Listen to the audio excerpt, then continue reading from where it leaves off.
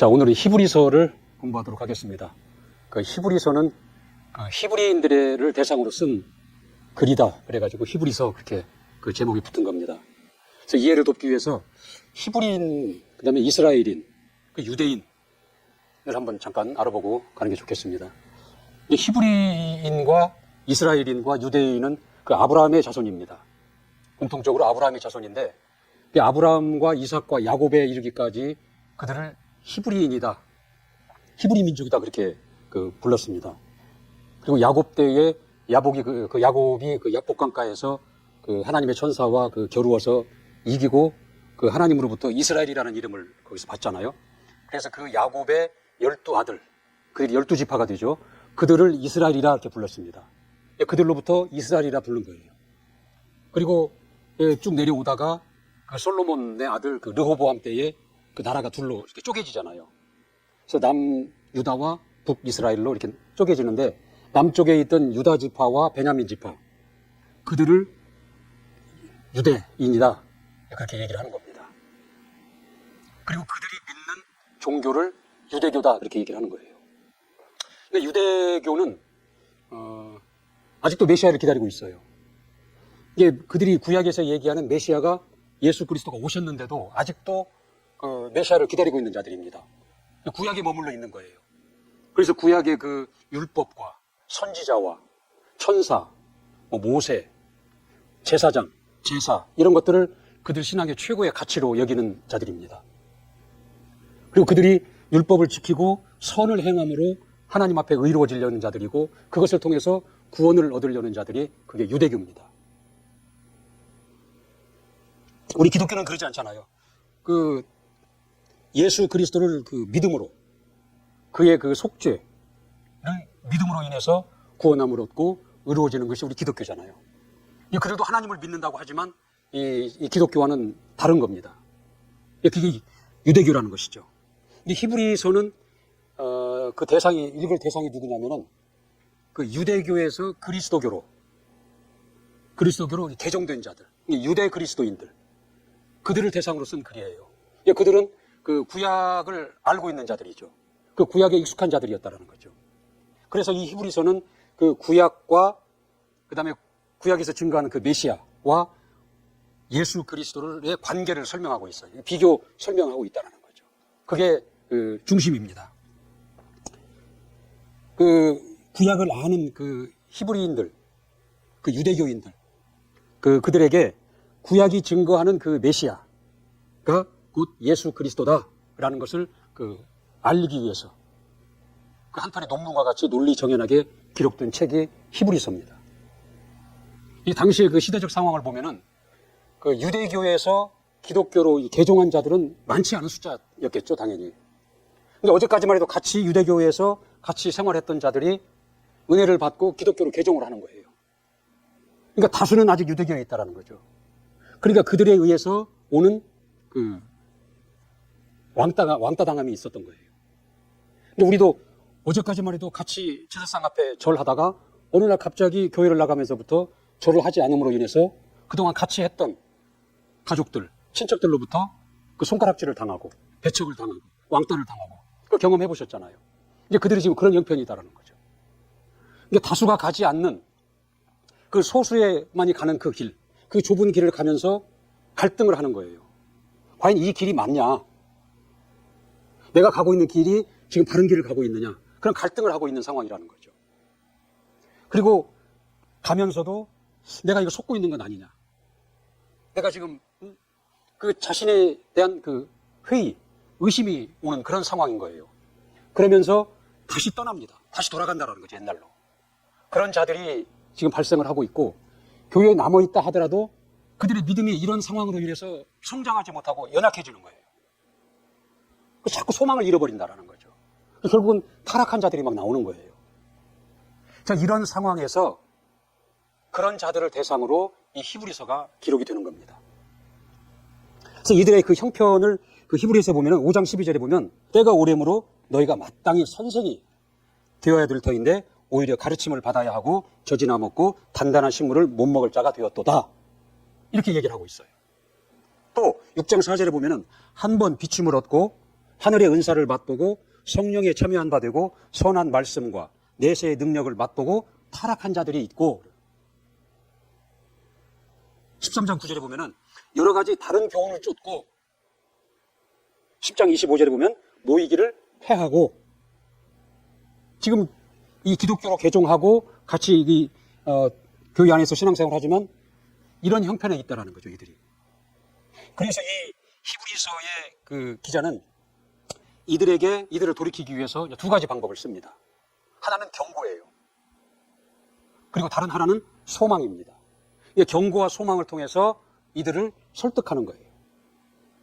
먼저 경고의 내용을 보면은 2장 3절에 보면 이같이 큰 구원을 등한히 여기면 그 받을 보응이 얼마나 큰가를, 그 받을 보응을 어찌 너희가 피하겠느냐, 이렇게 경고를 하는 겁니다. 그 3장 12절에 보면 살아계신 하나님께서 떨어져 나갈까봐 그걸 염려하라, 이렇게 경고를 합니다. 그 6장 5절 6절에 보면은 진리의 빛을 받은 후 타락하면 다시는 새롭게 하여 회개케 할 수 없다. 10장 26절에 보면 진리를 아는 지식을 받은 후 짐짓죄를 범한 즉 다시 속죄하는 제사가 없고 오직 무서운 마음으로 심판을 기다리는 것과 대적하는 자를 소멸할 맹렬한 불만 있으리라, 이렇게 경고를 하고 있는 거예요. 그 10장 29절에도 하나님의 아들을 밟고 자기를 거룩하게 한 언약의 피를 부정한 것으로 여기고 은혜의 성령을 욕되게 하는 자의 당연히 받을 형벌이 얼마나 중하겠느냐 너희는 생각하라. 마지막으로 10장 30절에 보면 원수 갚는 것이 내게 있으니 살아계신 하나님의 손에 빠져들어가는 것이 무서울진저, 이렇게 경고를 합니다, 그들에게. 그리고 이제 이들에게 그 소망의 메시지를 전합니다.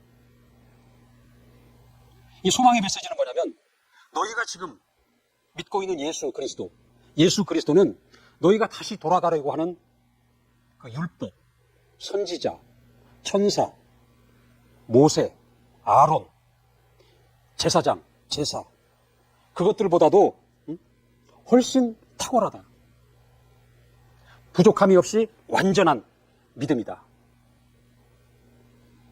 이제 그 메시지를 이제 주고자 하는 겁니다.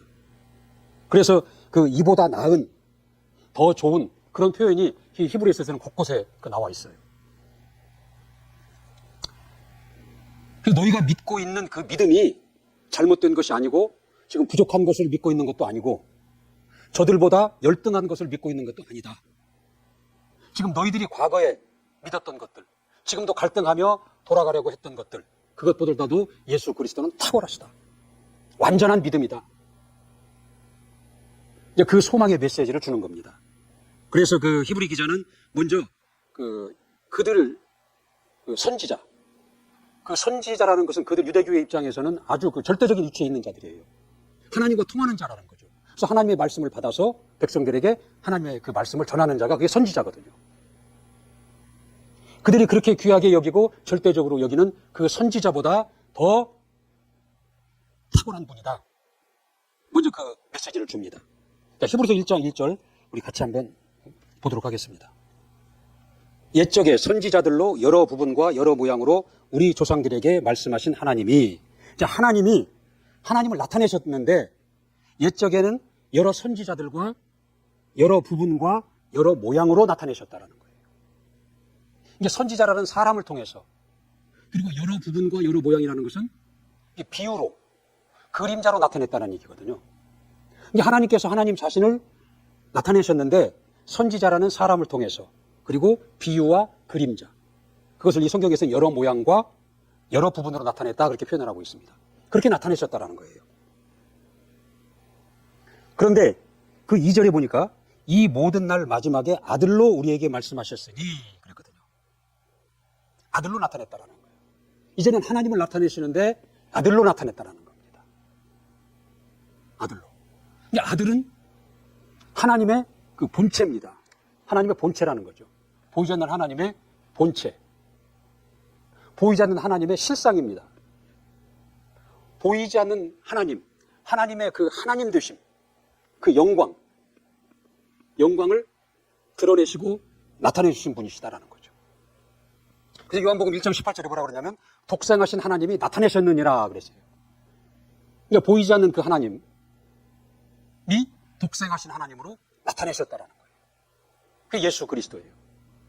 그 요한 1서 1장 1절에도 보면은 그 생명에 관하여는 우리가 귀로 들은 바요, 눈으로 본 바요, 손으로 만진받은 자라 그랬어요. 그리고 그 아버지와 함께 계시다가 우리에게 나타내신 바 되었다 그랬거든요. 그러니까 예수 그리스도는 하나님과 함께 계신 자로서 하나님의 본체로서 하나님의 실상으로서 하나님의 그 영광으로서 그대로 하나님을 우리에게 보여주고 나타내신 분이 예수 그리스도십니다. 그 요한복음 14장 9절에 보면 빌립이 그러잖아요. 그 예수님께 우리에게 아버지를 보여주세요 그러잖아요. 그러니까 주님께서 뭐라 그래요? 나를 본 것이 아버지를 본 것이다. 나를 믿는 것이 아버지를 믿는 것이다. 어찌하여 나 아버지를 보여달라고 하느냐 그러잖아요. 그러니까 이 본체에 상대되는 개념이 뭐냐면 비유다라는 거죠. 비유. 실상이죠. 실상. 이 실상에 상대되는 게 이게 비유가 되겠죠. 실상과 상대되는 게 비유예요.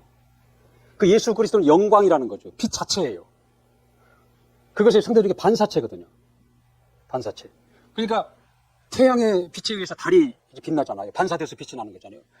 그러니까 이 예수 그리스도는 하나님의 영광 그 자체이지 하나님의 그 빛을 그 반사해서 나타내는 그런 분이 아니다라는 거예요.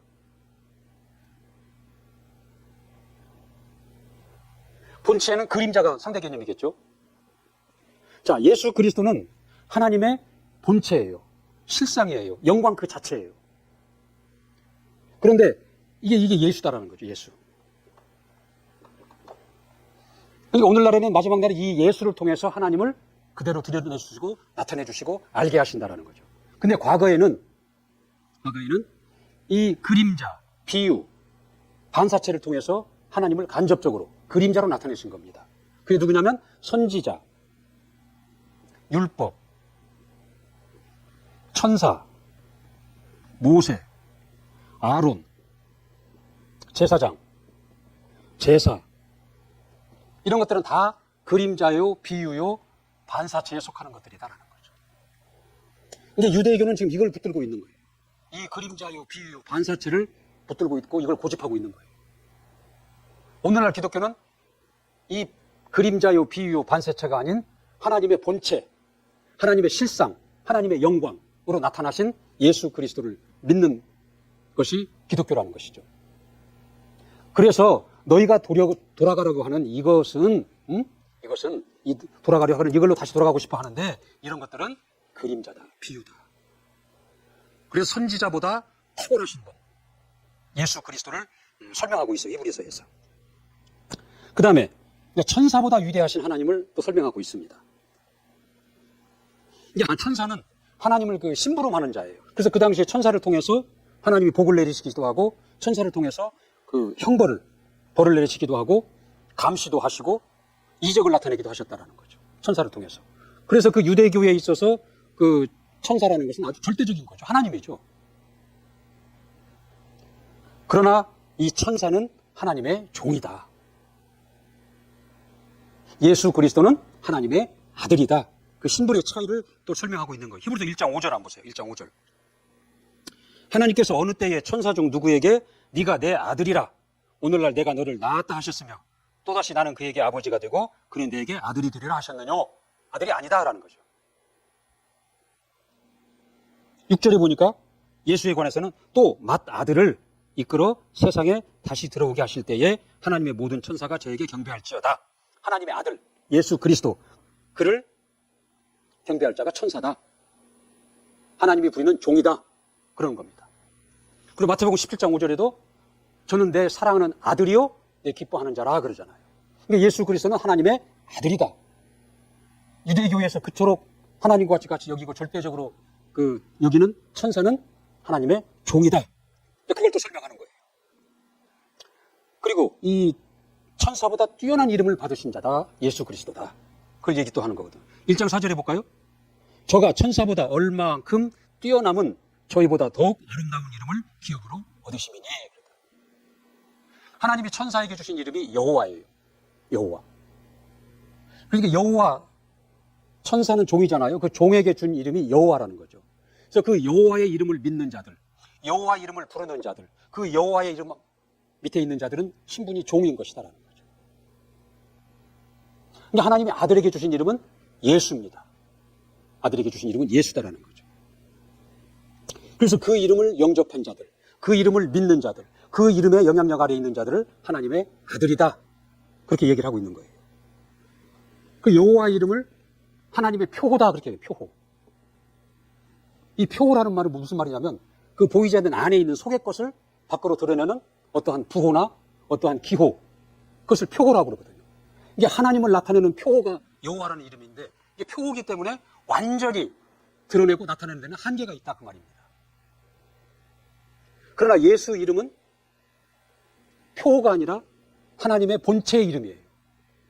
본체의 이름이다. 그래도 하나님의 본체를 그대로 드러내고 나타내는 이름이 예수라는 하나님의 이름, 아들에게 주신 이름이다. 그러니까 예수 이름은 하나님의 본체, 하나님을 그대로 드러내기 때문에 하나님의 영광을 나타내는 이름이에요. 하나님의 생명을 나타내는 이름이다라는 거죠. 하나님의 권세를 나타내는 이름입니다. 하나님의 복을 나타내는 이름이에요. 하나님의 나라를 나타내는 이름이다라는 거죠.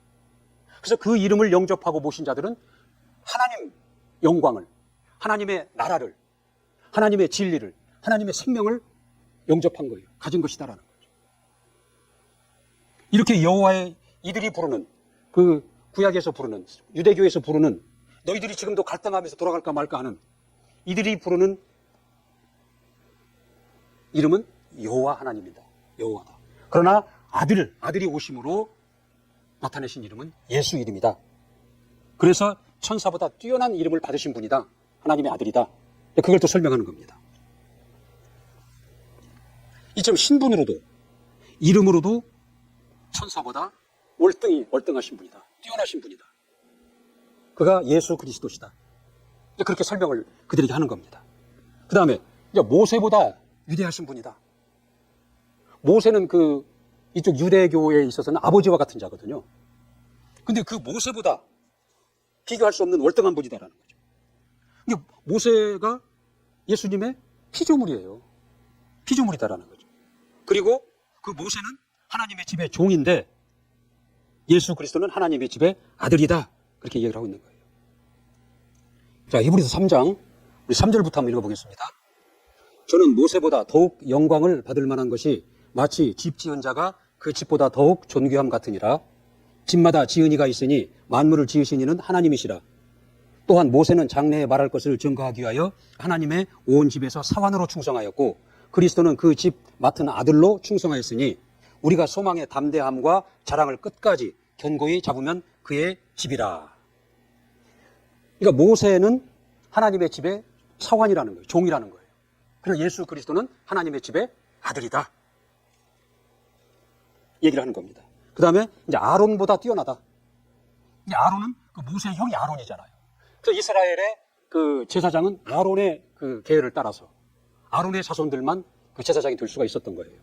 그래서 그들은 그 제사장을 유대교에서는 아주 높게 여겼다라는 거죠. 그 아론의 계열의 제사장보다도 비교할 수 없는 월등한 제사장이 예수 그리스도다. 그것도 설명을 합니다. 이게 아론의 그 계열을 따라서 그 후손들이 그 제사장이 되는데 그들은 약점이 있는 거예요. 그들은 사람이라는 거죠. 그러니까 제사장은 하나님과 중보하려면 죄가 없어야 되는데 그들은 이미 죄인으로 태어났고 여전히 죄를 짓는 자거든요. 그래서 그들은 하나님 앞에 제사하기 위해서 그들의 죄를 해결하기 위해서 먼저 자신을 위해서 제사를 해야 되는 자들이었다라는 거죠. 그런 약점이 있는 거예요. 그러니까 예수 그리스도는 하나님의 아들이에요. 죄가 없는 분이다라는 거죠. 그래서 중보자로서, 제사장으로서 온전한 자격을 갖춘 제사장이시다. 그걸 또 설명을 하는 겁니다. 그 다음에 이 아론의 그 계열에 따르는 그 제사장들이 드리는 그 제사는 단회적이다라는 거죠.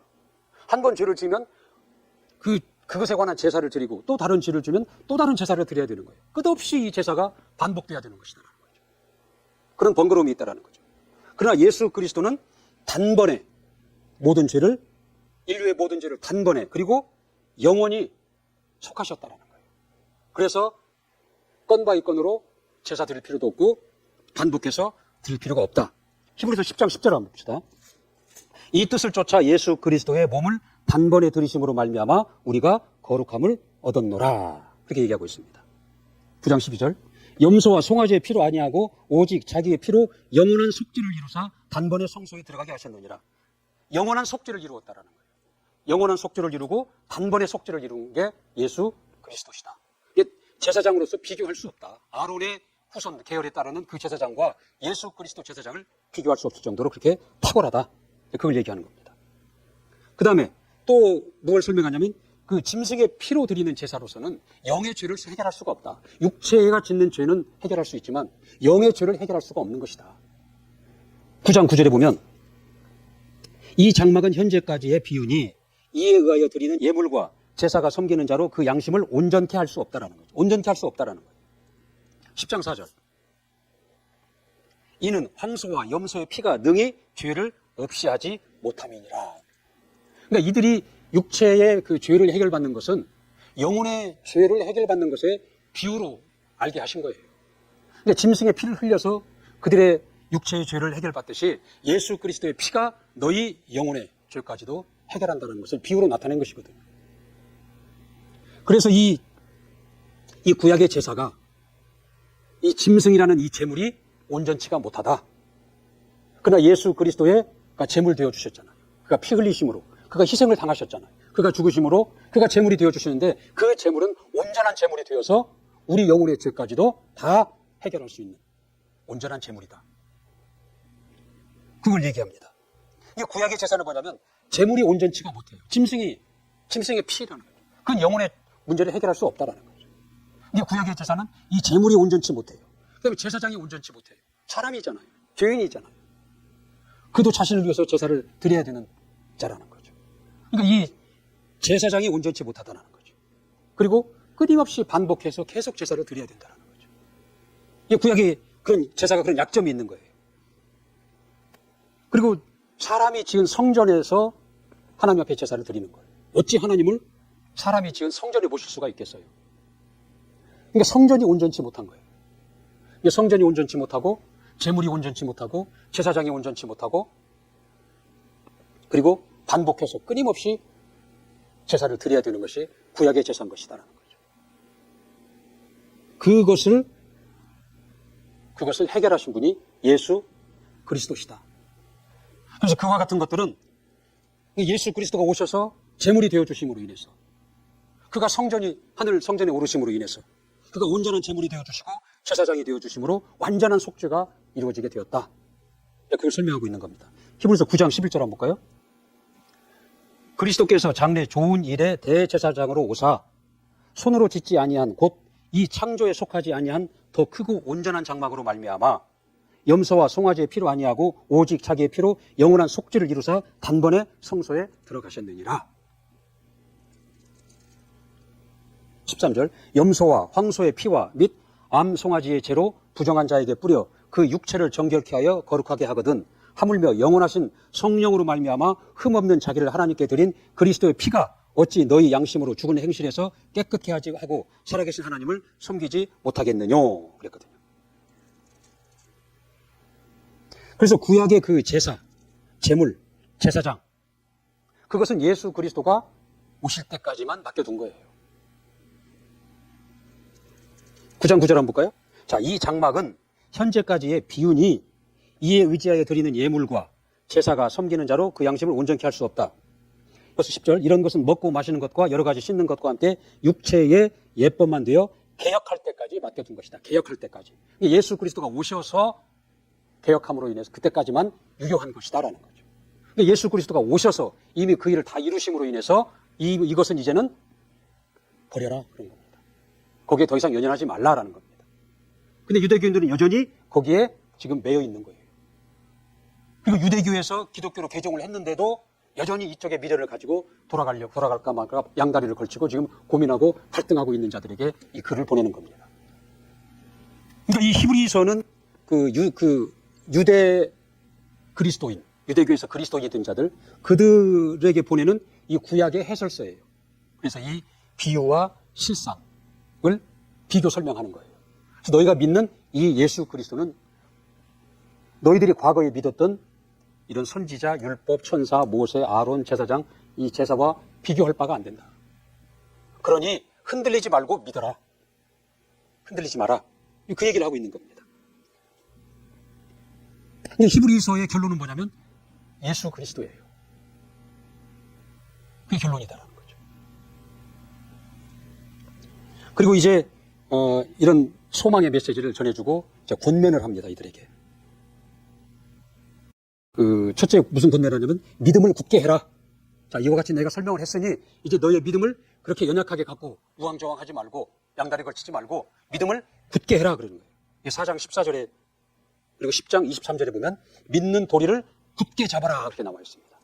믿는 도리를 굳게 잡고 그리고 이어서 11장에 보면은 우리가 그 믿음의 장이라고 그러잖아요. 그래서 그 믿음의 선지들의 얘기가 나옵니다. 믿음으로 그 형인 가인보다 더 나은 제사를 드린 아벨의 이야기. 애굽의 그 왕궁의 그 영광을 버리고 그 광야에서 자기 종족과 함께 고난받기를 택한 그 모세의 믿음 이야기. 이처럼 믿음의 선진 이야기들을 쫙 열거합니다. 그러면서 12장, 우리 12장 한번 볼까요? 12장 1절에 뭐라고 그러냐면 이러므로 우리에게 구름같이 둘러싼 허다한 증인들이 있다. 그걸 얘기하는 겁니다. 그러니 너희는 흔들리지 말고 믿음을 굳게 해라. 그렇게 권면하고 있는 겁니다. 그러니까 우리 신앙생활에 있어서 가장 기초적이고 초보적인 원리가 뭐냐면 믿음입니다. 듣는 것을 믿는 것이다라는 거죠. 우리가 지금 눈에 보이는 것, 우리 느껴지는 것들, 이건 믿을 필요가 없어요. 이건 현실이기 때문에. 그러나 내가 원하는데 아직 현실이 아닌 것들, 이런 것들을 내 것으로 삼기 위해서는 믿음이라는 것이 필요하다는 거죠. 믿음으로. 그러니까 우리가 그래서 11에서 11장에 뭐라고 그랬어요? 믿음은 바라는 것들의 실상이다 그렇게 얘기를 하는 겁니다. 내가 바라는 것을 아직은 현실이 아니에요. 아직은 내 몸에 병이 있어서 아직도 병이 있다라는 거죠. 그 내가 원하는 것이 아직 내 눈앞에 현실로 나타나지 않았어요. 근데 현실로 나타나길 원하고 이 느낌으로도 고통이 사라지길 내가 원한다라는 거죠. 그 원하는 것을 얻는 방법은 믿음이다. 믿음은 네가 바라는 것들의 실상을 네가 볼 수 있게 하고 느낄 수 있게 하는 것이다. 그 얘기입니다. 우리가 구원도, 영생도, 천국도, 첫째 부활도, 신유도 이게 다 뭐예요? 응답받는 것도. 믿음으로 하는 것들입니다. 믿음으로 받을 수 있는 것이다. 라는 거죠. 내가 기대하고 내가 소망하고 내가 그걸 바라는 것들.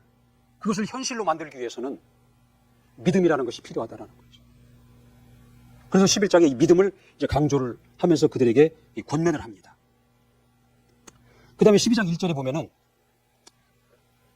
모든 무거운 것과 얽매이기 쉬운 죄를 벗어버리고 인내로서 우리 앞에 당한 경주를 경주하며 그랬다.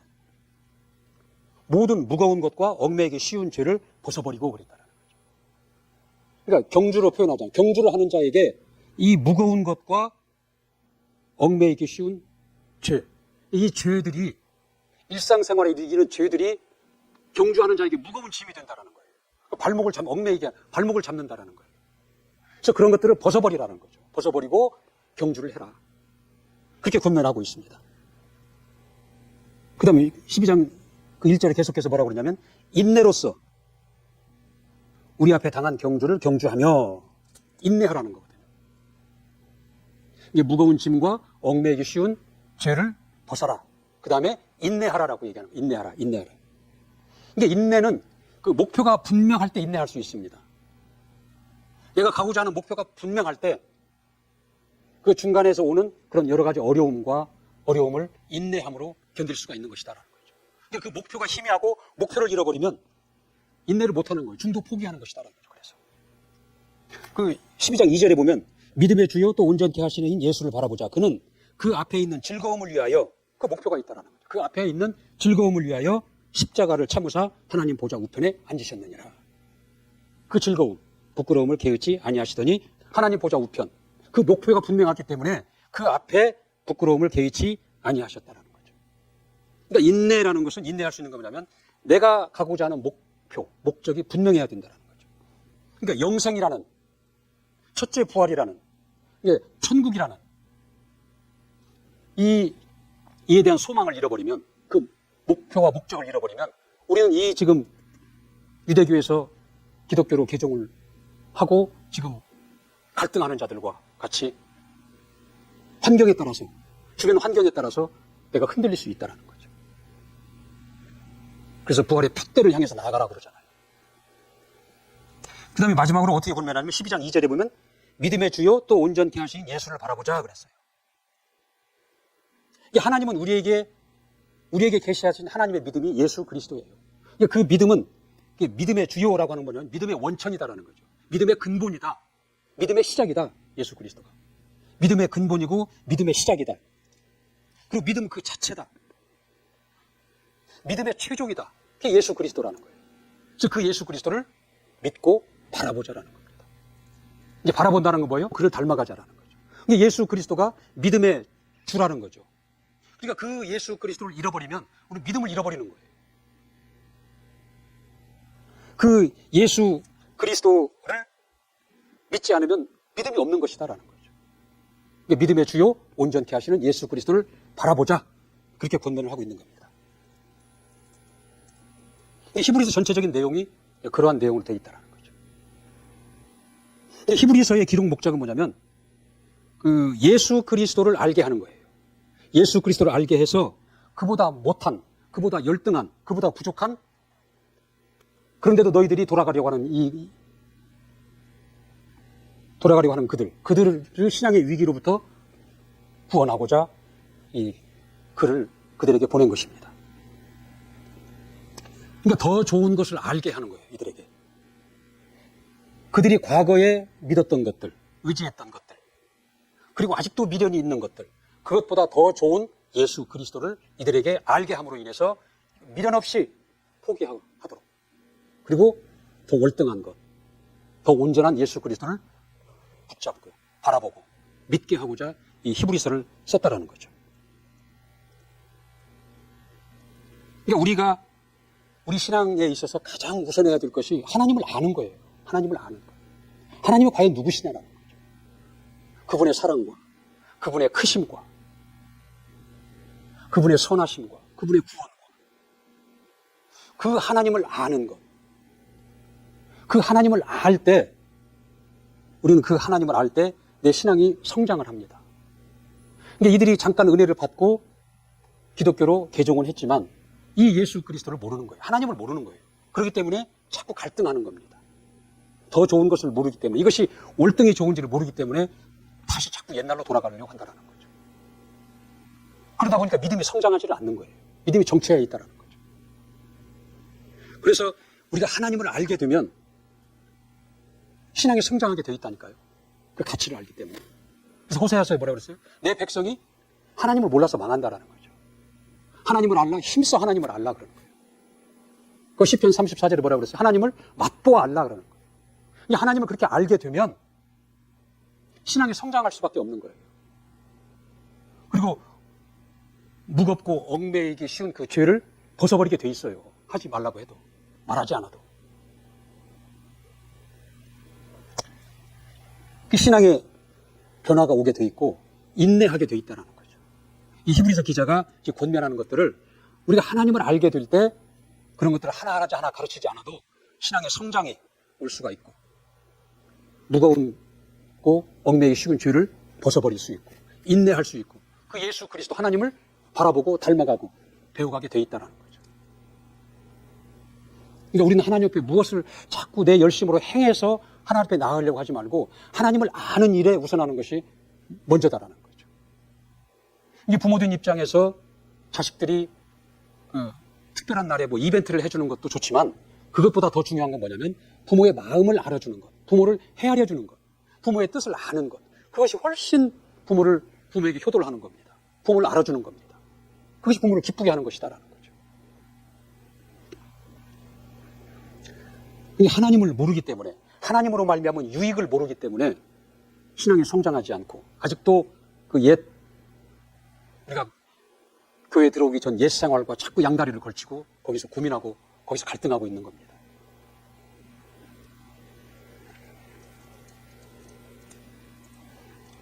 그러니까 바울 사도는 그랬잖아요.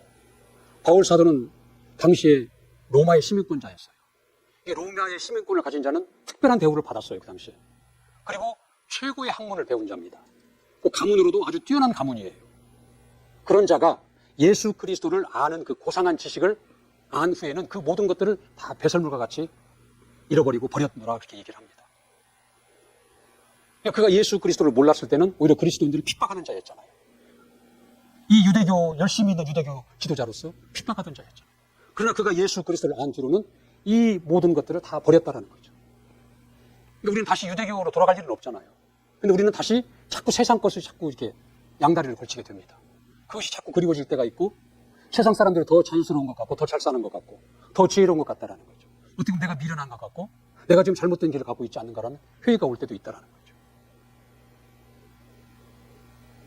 그건 하나님을 아직 잘 모르기 때문에 그런 겁니다. 그래서 하나님을 알면, 하나님으로 말미암아 유익을 내가 안다면 우리는 우리 신앙을 새롭게 할 수 있고 성장케 할 수 있고 그 구습들을 다 벗어버릴 수 있다는 거죠. 자, 오늘 여기까지 하도록 하겠습니다.